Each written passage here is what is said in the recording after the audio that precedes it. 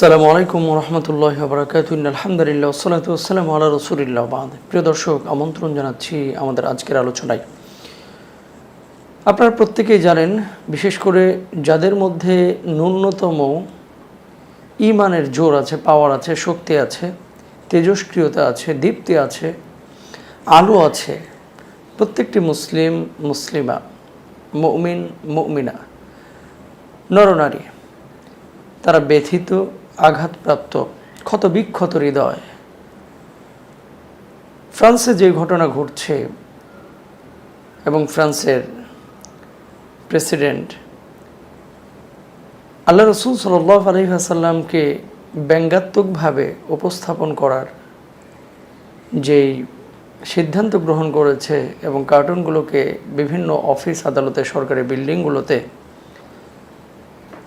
টানিয়ে রেখেছে, প্রদর্শন করছে, এই প্রেসিডেন্টের নামটা নিতেও আমার ঘৃণা হয় যে এমন ন্যাক্কারজনক ঘটনা এবং এমন একটি ন্যাক্কারজনক সিদ্ধান্ত একজন সুস্থ মস্তিষ্কের কোনো প্রেসিডেন্ট নিতে পারে না।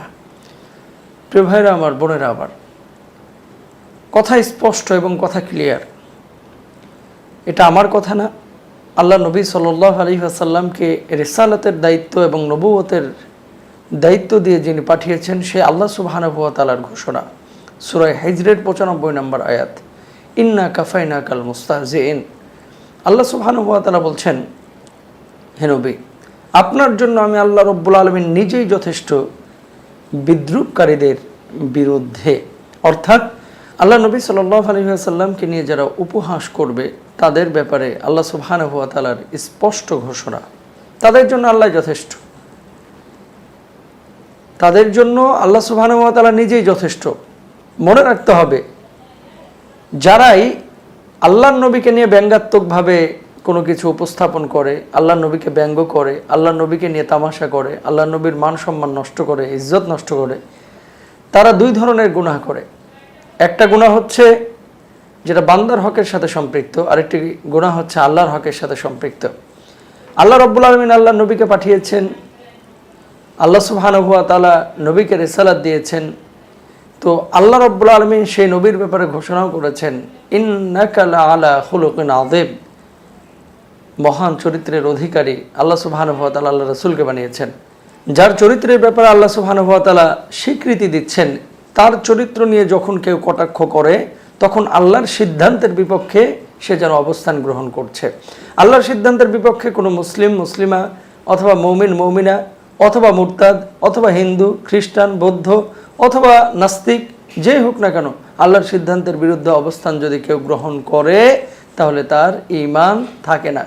যদি সিদ্ধান্তের বিরুদ্ধে অবস্থান করে এবং অস্বীকার করে যে আল্লাহ তাকে সম্মানিত করেছেন, আল্লাহর নবীকে সম্মান দিয়েছেন, উত্তম চরিত্রের অধিকারী বানিয়েছেন, এটা আমি বিশ্বাস করি না, আল্লাহর নবীর চাইতেও বেশি সম্মানিত অন্য কেউ, যদি এমনটা বিশ্বাস কারো থাকে তাহলে তার ঈমানই থাকবে না, সে কুফরের মধ্যে চলে যাবে, সে মুরতাদ হয়ে যাবে, সে কাফের হয়ে যাবে, সে ইসলাম থেকে বের হয়ে যাবে। প্রিয় ভাইরা আমার, বোনের আবার, এখন যে কথাটি ফ্রান্সের প্রেসিডেন্ট যে ঘটনাটি ঘটিয়েছে, যে সম্ভবত ওই যুবকের নাম আব্দুল্লাহ, একটা স্কুলে একজন টিচার আল্লাহর নবীকে নিয়ে ব্যঙ্গাত্মকভাবে কোনো কিছু উপস্থাপন করেছিল, তারপরে তাকে হত্যা করে ফেলেছে।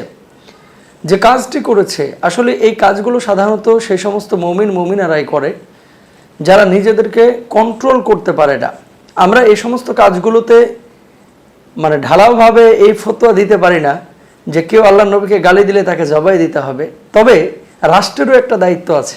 রাষ্ট্রের দায়িত্ব হচ্ছে, সেটা যেই রাষ্ট্রেরই হোক, প্রত্যেকটা মানুষের ধর্মকে মূল্যায়ন করা, ধর্মীয় অনুভূতিকে সম্মান দেখানো এবং সেক্ষেত্রে রেসপেক্ট করা, এবং আমাদের যে রেসপন্সিবিলিটি, যে দায়িত্ববোধ, এই দায়িত্ববোধটুকু যাতে করে নষ্ট না হয়ে যায় এবং একে অপরের প্রতি যাতে করে আমরা শ্রদ্ধাশীল হই, এই বিষয়গুলো খেয়াল করা উচিত। এই হত্যা করার ঘটনা কিন্তু আজকের নতুন না। আল্লাহ রাসূল সাল্লাল্লাহু আলাইহি ওয়াসাল্লামের জামানাতে এমন ঘটনা ঘটেছে। যেমন একজন অন্ধ সাহাবী, তার স্ত্রী আল্লাহর নবীকে নিয়ে বারবার কটাক্ষ করত। তো যখন তিনি রাত্রিবেলায় বাসায় ফিরেছেন, শুধু তার কানের কাছে আল্লাহর নবীরে ছোট করছেন, আল্লাহর নবীকে নিয়ে দুশ্চর্চা করছেন, আল্লাহর নবীকে গালমন্দ করছেন। ওই অন্ধ সাহাবী, অন্ধ ব্যক্তি, তিনি নিজেকে কন্ট্রোল করতে পারেন নাই। তখন হাতে একটা ছুরি কোনোভাবে তার হাতে এসেছে, অর্থাৎ আশপাশে ছিল, সেটা তিনি হাতে নিয়ে তার স্ত্রীর পেটে ঢুকিয়ে দিয়েছেন, তাকে হত্যা করে ফেলেছেন। নবীজি সাল্লাল্লাহু আলাইহি ওয়াসাল্লাম পরবর্তী দিন এই বিষয়টি যখন আল্লাহ নবীর দৃষ্টিগোচর হলো, তো সেক্ষেত্রে নীরবতা অবলম্বন করেছিলেন। কেন? ইসলামিক রাষ্ট্র অথবা ইসলামিক পরিবেশ যদি কোনো এলাকায় বিদ্যমান থাকে, সেই এলাকার ইসলামিক আদালতের রায় যদি এমনটা হয়ে থাকে তাকে হত্যা করতে হবে, রাষ্ট্রের দায়িত্ব হচ্ছে তাকে হত্যা করা, সেটা ফাঁসি মাধ্যমেই হয়ে থাকুক অথবা ব্রাশ ফায়ার করেই হোক অথবা ক্রস ফায়ার করে হোক, তাকে হত্যা করতে হবে। তবে এটা আইন নিজের হাতে তুলে নেওয়ার মাধ্যমে নয়। যেহেতু আমাদের দেশ এবং এখনকার বৈশ্বিক যে বিষয়গুলো, এই বিষয়গুলোতে ইসলামের উপকারের চাইতে অনেকাংশে অনেক সময় ক্ষতির কারণও হয়ে দাঁড়ায়, সেক্ষেত্রে এই বিষয়গুলো আরও দূরদর্শীভাবে চিন্তা করা উচিত। হ্যাঁ, আপনি বলবেন যে তাহলে সে ব্যক্তি হত্যা করছে কেন, বা যারা করে তারা কিভাবে করে। এখানে একটা বিষয় দাঁড়িয়ে যায়, সেটা হচ্ছে যারা আশিক রাসূল, যারা নবী প্রেমিক, তারা নিজেদেরকে কন্ট্রোল করতে পারে না। তো যেহেতু আউট অফ কন্ট্রোল, তারা হিতাহিত জ্ঞান হারিয়ে ফেলে, এবং সেক্ষেত্রে নবীকে তারা এতটাই ভালোবাসে, নবীকে আমরা এতটাই ভালোবাসি, নবীকে মুসলিম উম্মাহ এতটাই ভালোবাসে যে নিজের বাবা, নিজের মা, নিজের সন্তান সন্ততির সবচাইতে কিন্তু নবীকে, আল্লাহকে বেশি প্রায়োরিটি এই মুসলমানরা দিয়ে থাকেন। কারণ আল্লাহ রাসূল স্পষ্ট বলেছেন, লা ইউমিনু আহাদুকুম হাত্তা আকুনা আহাব্বা ইলাইহি মিন ওয়ালিদিহি ওয়া ওয়ালাদিহি ওয়ান নাসি আজমাইন। ততক্ষণ পর্যন্ত একজন মানুষ প্রকৃত মুমিন হতে পারবে না, একজন মুসলিম প্রকৃত মুসলমান অথবা মুমিন হতে পারবে না, যতক্ষণ পর্যন্ত না আল্লাহ রাসূলকে তার নিজের চেয়ে, তার পরিবারের চেয়ে, সন্তান সন্ততির চেয়ে, স্ত্রীদের চেয়ে, তারপরে বাবা মার চেয়ে ভালো বেশি না বাসবে। অর্থাৎ বেশি যতক্ষণ পর্যন্ত ভালো না বাসবে, ততক্ষণ পর্যন্ত সে প্রকৃত মুমিন হতে পারবে না। আমরা আমাদের নবীর উপরে দরুদ পেশ করি, আমরা নবীর জীবন আদর্শকে আমরা গ্রহণ করি, আমরা আল্লাহ রাসূল সাল্লাল্লাহু আলাইহি ওয়াসাল্লামের প্রত্যেকটি ক্ষেত্র জীবনের সেটাকে অনুকরণ করার চেষ্টা করি, এবং আমাদের জীবনের চাইতে আল্লাহ নবীকে বেশি ভালোবাসি। তো স্বাভাবিকভাবে যখন আল্লাহ নবীকে কেউ গালমন্দ করে, কিছু কিছু মানুষের সেন্সলেস হয়ে যাওয়াটাই স্বাভাবিক, পাগল উন্মাদ হয়ে যাওয়াটাই স্বাভাবিক। তো আপনারা কেন ওই রকম পথ বেছে নেন যে সেন্সে প্রবলেম হয়, অথবা যাদের মধ্যে একটা আউট অফ কন্ট্রোল একটা ভাব চলে আসে অথবা পরিস্থিতি তৈরি হয়? এরকম পরিস্থিতি তৈরি করা যারা নবীকে নিয়ে ব্যঙ্গাত্মক আচরণ করে, যারা আল্লাহ রাসূলকে নিয়ে কটাক্ষ করে, তারাই মূলত সুযোগ করে দেয়। আচ্ছা, পাগলের কি কোনো বিচার আছে? কোনো বিচার নেই। তো যারা এই সমস্ত কাজগুলো করে, তারা সাধারণত নিজেকে হয়তো বা কন্ট্রোল করতে পারে না। আমরা আবারও বলি, আমরা বলছি না যে আল্লাহ নবীকে কেউ গালি দিলেই তাকে গিয়ে জবাই করতে অথবা গুলি করতে, সরাসরি এটা একজন মানুষ করবে না, তিনি আইনের আশ্রয় নেবে। যেহেতু বৈশ্বিক পরিস্থিতি এখন ভিন্ন ধরনের, ভিন্নভাবে পরিচালিত হচ্ছে, আর ইসলামিক রাষ্ট্র যদি হয়ে থাকে তাহলে রাষ্ট্র সিদ্ধান্ত নেবে তার ব্যাপারে যে রাষ্ট্র তাকে কি করবে, সেক্ষেত্রে কোরআন এবং সুন্নাহ ভিত্তিক তার বিচার কার্য পরিচালনা করবে। প্রিয় ভাইরা আমার, কথা হচ্ছে যেটি বলছিলাম, বান্দার হকও নষ্ট করে, আল্লাহর হকও নষ্ট করে যে আল্লাহর নবীকে গালি দেয়। বান্দার হক কিভাবে নষ্ট করছে? আল্লাহ রাসূলের সম্মান, আল্লাহ রাসূলের ইজ্জত, আল্লাহ রাসূলের রেখে যাওয়ার যেই কথাবার্তা, এগুলো নবীজি সাল্লাল্লাহু আলাইহি ওয়াসাল্লাম আল্লাহ সুবহানাহু ওয়া তাআলার আদেশেই কিন্তু আমাদের সামনে প্রেজেন্ট করেছেন, উপস্থাপন করেছেন, আমাদেরকে দিক নির্দেশনা দিয়েছেন। এখন কোনো মানুষ যদি আল্লাহর নবীকে গালমন্দ করে, তাহলে আল্লাহর নবীর সম্মান সে নষ্ট করলো, আর সম্মানটা আল্লাহর নবীর হকের সাথে সম্পৃক্ত। আপনি আল্লাহর কাছে যদি মাফ চান, আল্লাহ যদি মাফ করেও দেন, তাহলে আল্লাহর নবীর হক নষ্ট করার কারণে কিন্তু নবীর কাছেও আপনার মাফ চাইতে হবে, নবীর কাছেও, নবীর সামনেও আপনাকে দাঁড়াইতে হবে। কিয়ামতের ময়দানে আল্লাহর নবী কি যখন বলবে যে এই মানুষটি আমাকে গালমন্দ করেছে, এই মানুষটি আমার ব্যাপারে বিশ্রী কথা বলেছে, এই মানুষটি আমার ব্যাপারে ব্যঙ্গাত্মক আচরণ করেছে, আপনি তখন কি জবাব দিবেন? তো এগুলো তো অনেক পরের বিষয়। আমি জাস্ট আপনাদেরকে বলতে যাচ্ছি যে হক যেমনইভাবে আল্লাহর, তদ্রূপভাবে এখানে আল্লাহ রাসূলেরও হক রয়েছে। কেউ যদি আল্লাহর নবীকে গালমন্দ করে, ব্যঙ্গাত্মক আচরণ করে, আল্লাহরও হক নষ্ট হয়, বান্দার হক, আল্লাহ রাসূলেরও হক নষ্ট হয়। তো এটা বড় গর্হিত কাজ।